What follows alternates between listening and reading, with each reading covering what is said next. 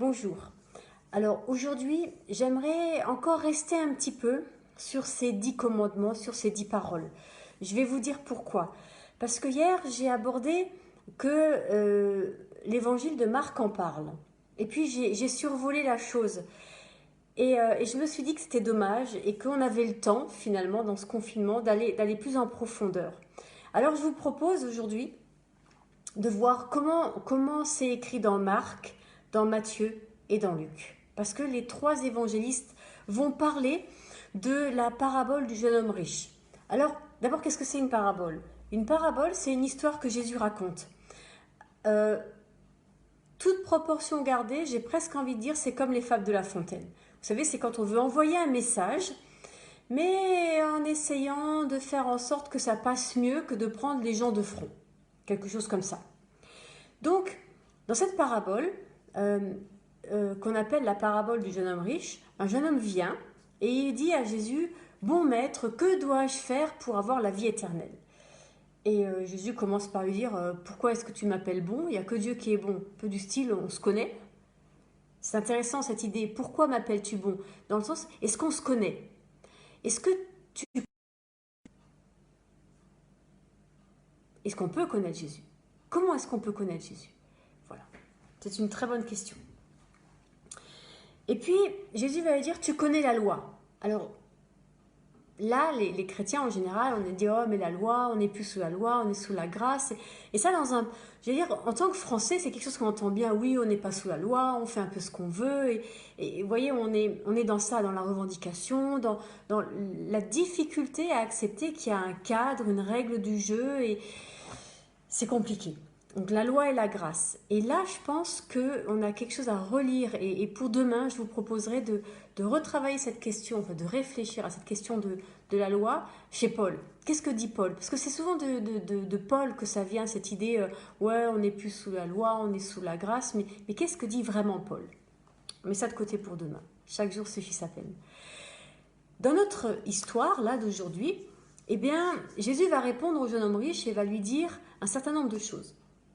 Donc, dans Marc, dans les évangiles, il dit, tu connais la loi. Et le jeune homme dit, oui, je le fais depuis que je suis petit. Il dit donc, tu ne commets pas d'adultère, tu ne tues pas, tu ne voles pas de faux témoignages, tu ne fais de tort à personne, honore ton père et ta mère. Ça, c'est pour Marc. Retenez 6.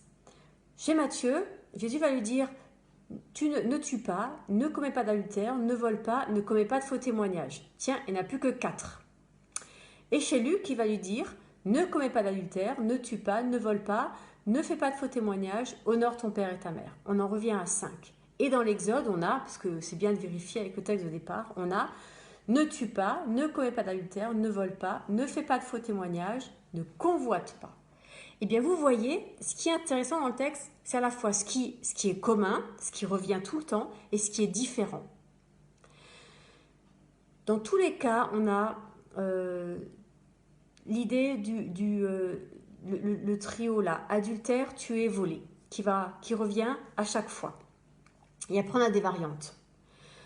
Matthieu va être celui qui met le meurtre en premier. Ne tue pas, puis ne commets pas d'adultère. Et partout ailleurs, sauf dans l'Exode, où l'Exode va avoir le même ordre que Matthieu, c'est ne tue pas, ne commets pas d'adultère. Autrement, les autres vont dire ne commets pas d'adultère et ne tue pas. Je rappelle que l'adultère, et le jeune homme riche, il est dans cette culture-là, donc il entend ça. Hein. L'adultère, c'est l'idolâtrie. Mais qu'est-ce que c'est l'idolâtrie? L'idolâtrie, c'est pas le divorce. L'adultère, dans la Bible, c'est pas le divorce. Le divorce, c'est autorisé dans la loi de Moïse. Mais là, notre texte ne parle pas de divorce. Il est autorisé, mais il n'est pas souhaité. Jésus va bien être clair, hein, qu'on ne doit pas séparer ce que Dieu a uni, mais surtout que dans la pensée de Dieu, voilà, le couple a une dimension éternelle. Pourquoi? Parce que c'est une alliance. C'est une alliance qu'on fait et elle reflète l'alliance de Dieu. Et l'alliance de Dieu, elle est éternelle. De son côté, c'est éternellement et il l'a scellée, c'est-à-dire il l'a certifié, il a mis son tampon, sa signature à la croix.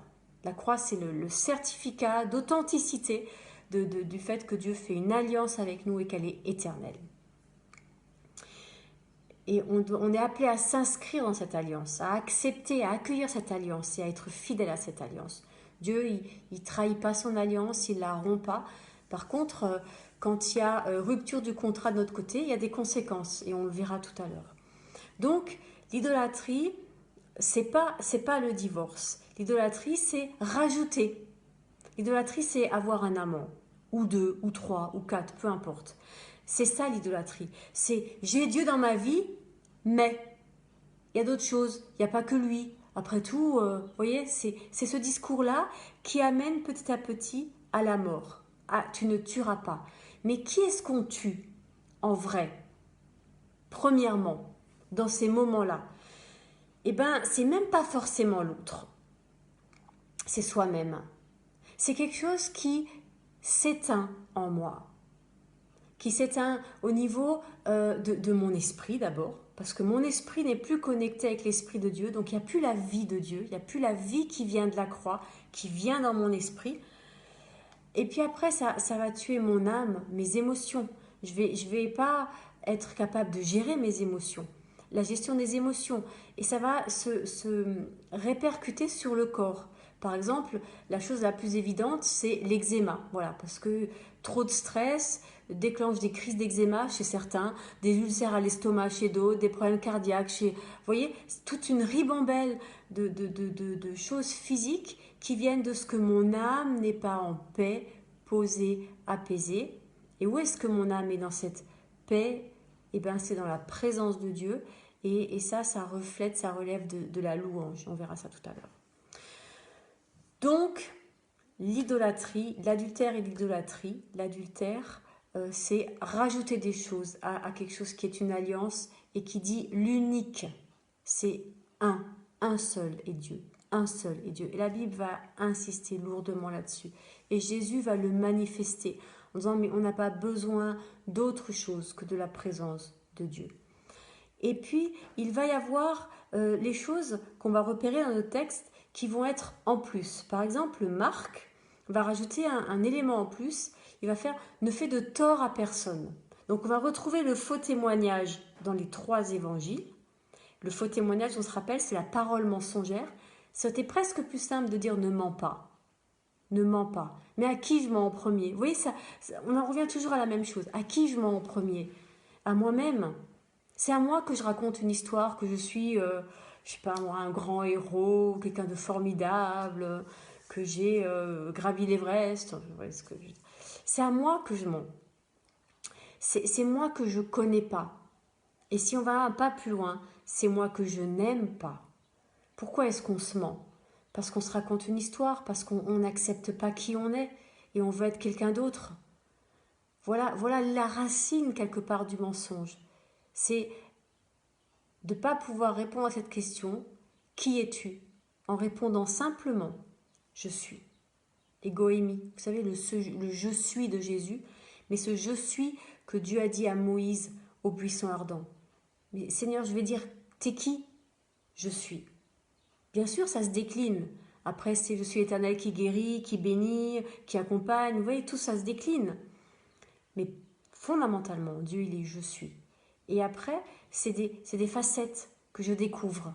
Je suis bon, je suis ton Père, mais je suis aussi puissant, je suis redoutable. Et par-dessus tout, j'en reviens toujours à ça, je suis 3 fois saint. Vous savez, la Bible dit que Dieu est bon, Dieu est Père, Dieu est aimant, Dieu est miséricorde, Dieu est justice, mais il est 3 fois saint. Il n'est pas une fois saint, il est 3 fois saint. Vous voyez l'importance de la sainteté de Dieu. Donc voilà. Et puis, Marc va rajouter « ne fait de tort à personne ». C'est un peu ce qu'on va retrouver quelque part avec d'autres mots dans l'Exode, « ne convoite pas ». Faire du tort, c'est d'où vient le tort? C'est quoi la racine du tort? C'est la convoitise. Et c'est souvent la difficulté qu'on a, c'est qu'on dit « je ne dois pas convoiter, je ne dois pas convoiter », ou pardon, « je ne dois pas faire de tort, je ne dois pas faire de tort, ne pas faire de tort », mais on ne s'occupe pas de la racine. C'est comme si dans un jardin, vous arrachiez les feuilles, des mauvaises herbes, mais vous n'alliez pas à la racine. C'est les racines qu'il faut arracher. Ne faire de tort à personne, c'est quoi la racine? C'est la convoitise. C'est quoi la convoitise? C'est trouver que ce que l'autre a, c'est mieux que moi. Et du coup, ça s'appelle quoi? Ça s'appelle la comparaison. Vous voyez comment ça peut se décliner? Évidemment, ça se développe de différentes manières chez chacun. Mais c'est intéressant de voir comment ça peut se développer tout ça. Et qu'est-ce que ça veut dire que je convoite, que j'admire l'autre, ben, que j'ai pas confiance en moi, que je suis pas... Vous voyez, et qu'il y a quelque chose qui n'est pas posé en moi. Et comment je vais le faire pour le poser? Ça ne peut pas être dans mes émotions. Parce qu'elles sont changeantes, mes émotions. C'est l'esprit.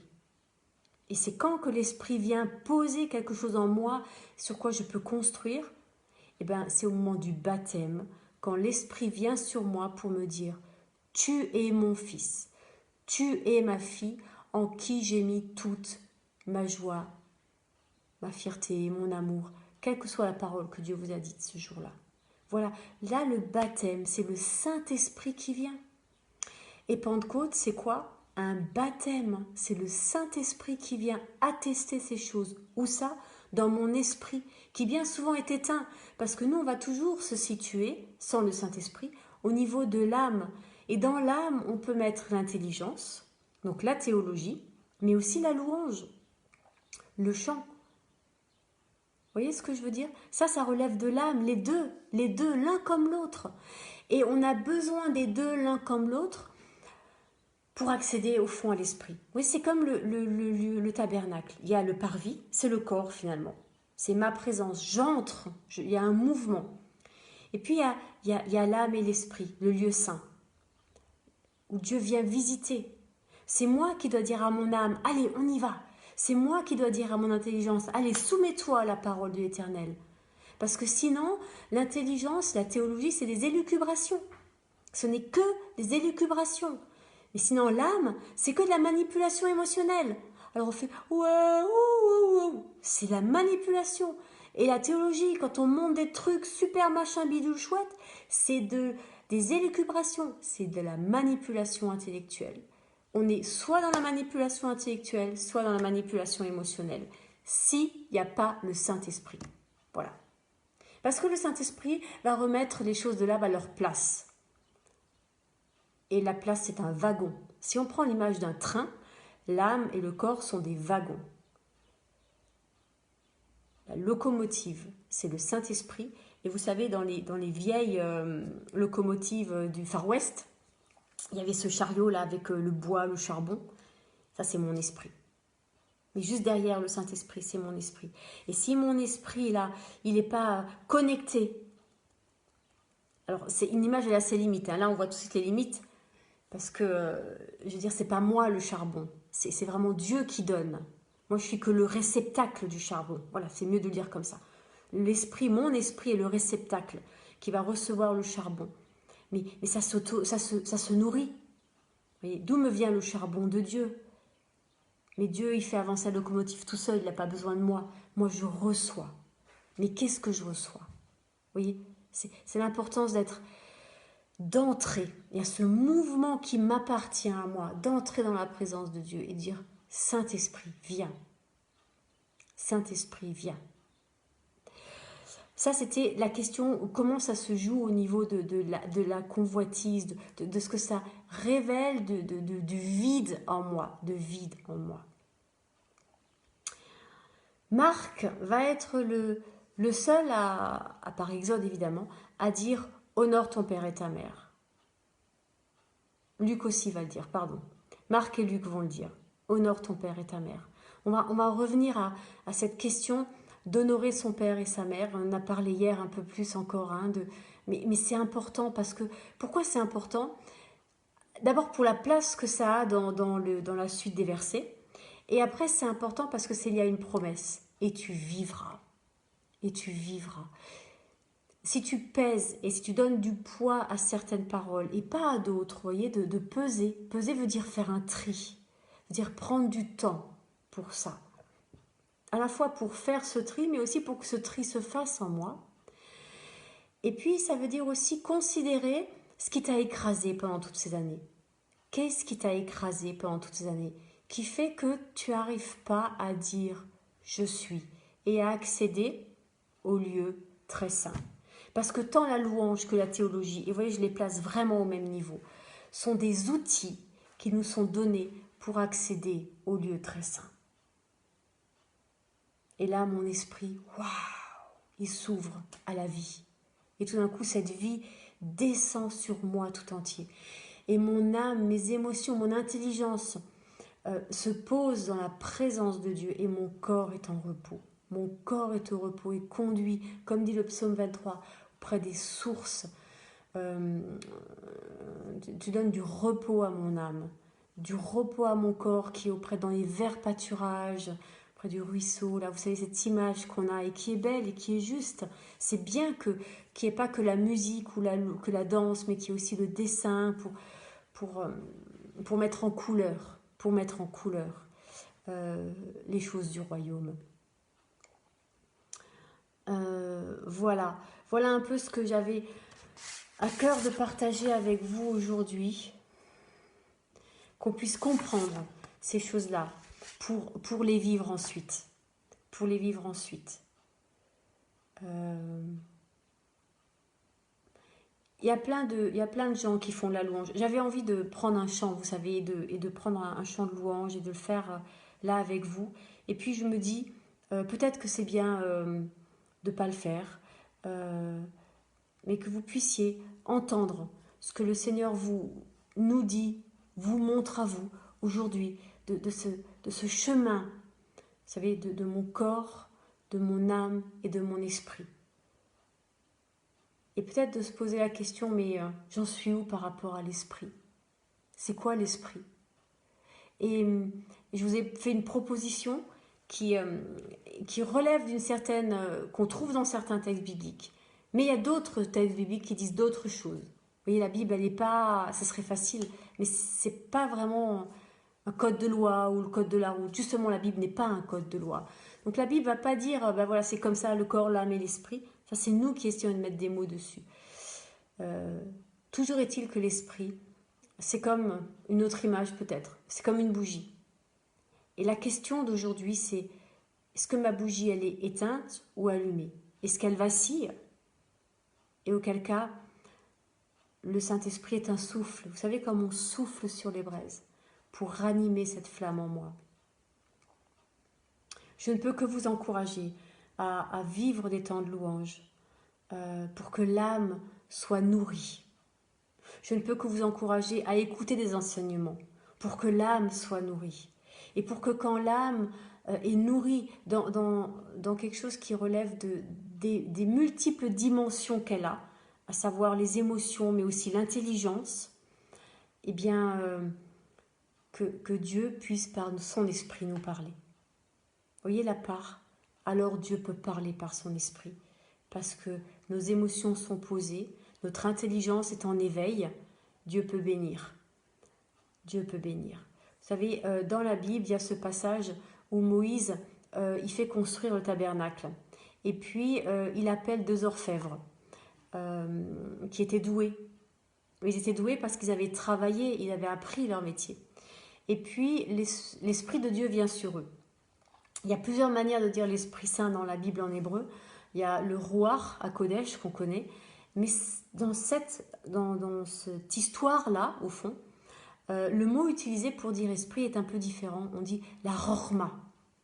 Et en fait, la Rorma, c'est une valeur surajoutée aux choses. C'est pas pour rien que c'est l'apôtre Paul qui a écrit les lettres.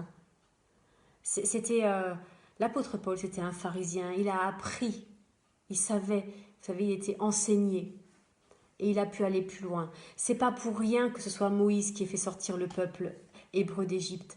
Je veux dire, Moïse a vécu 40 ans à la cour de Pharaon. Il a été élevé comme un prince, mais il connaissait les lois. Il savait comment on conduisait un peuple. Il avait vu son père adoptif le faire. C'est pas pour rien que Moïse a été choisi pour être berger. Certes, il s'occupait des brebis, non, c'est pas pour rien, pour la raison pour laquelle David, a été choisi pour être roi. Certes, il avait été berger, mais sans le côté un peu, vous savez, rêveur. Parce qu'un berger, c'est d'abord quelqu'un qui connaît la géographie de son pays. Il faut savoir se promener pour emmener les brebis d'un endroit à l'autre. Donc il faut se diriger, il faut conduire un troupeau, ça veut dire qu'il faut avoir un peu d'autorité, puis des brebis ça a très peur et très vite, il faut pouvoir les protéger. David a quand même combattu un ours, un lion, enfin vous voyez.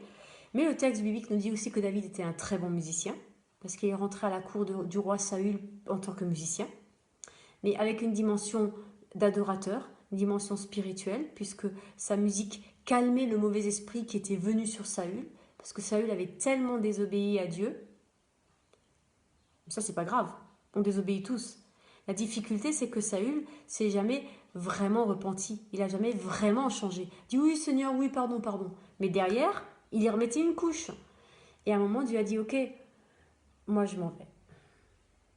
Moi, je m'en vais. Dieu se retire. Et la nature a horreur du vide. Le vide n'existe pas. C'est autre chose qui est venu remplir Saül. Autre chose. Et c'était bien moins agréable pour Saül, mais pour les autres aussi autour. Vous voyez, attention. On ne peut pas jouer avec Dieu. Oui, Dieu est un Père aimant, mais attention, il y a un moment où Dieu se retire. Et là, il va falloir assumer tout seul les conséquences de nos actes. David a fait toutes les bêtises possibles, mais il est vraiment revenu. Il est vraiment revenu à Dieu. Sa différence, elle se joue là. De vraiment changer. Pas juste des bouts des lèvres, mais de changer. De changer. Et puis, et David était aussi un soldat. Vous voyez, David a été formé avant d'être roi. Il n'est pas devenu roi juste parce qu'il y a une belle image d'Épinal, du berger qui porte sa brebis. Derrière, il y a une formation, il y a un entraînement qui a eu lieu. Tout ça pour nous encourager à laisser le Seigneur dans ce temps de confinement nous former, nous entraîner à quelque chose qu'il veut faire, qu'il est en train de préparer. Là, on est dans un temps de préparation, un peu comme le dernier entraînement. Vous savez, un peu comme la dernière répète avant le concert. Derrière, il y a le concert. Voilà. Alors, laissons Dieu nous entraîner. Et laissons-le entraîner nos corps, nos âmes, pour que son esprit puisse venir. Et que nous puissions entrer dans le lieu très saint. Parce que c'est ça l'objectif. C'est pas de rester dans le lieu saint. C'est pas de rester au niveau de l'âme. C'est d'entrer dans les dimensions, dans la dimension et dans les choses de l'Esprit Saint. Amen.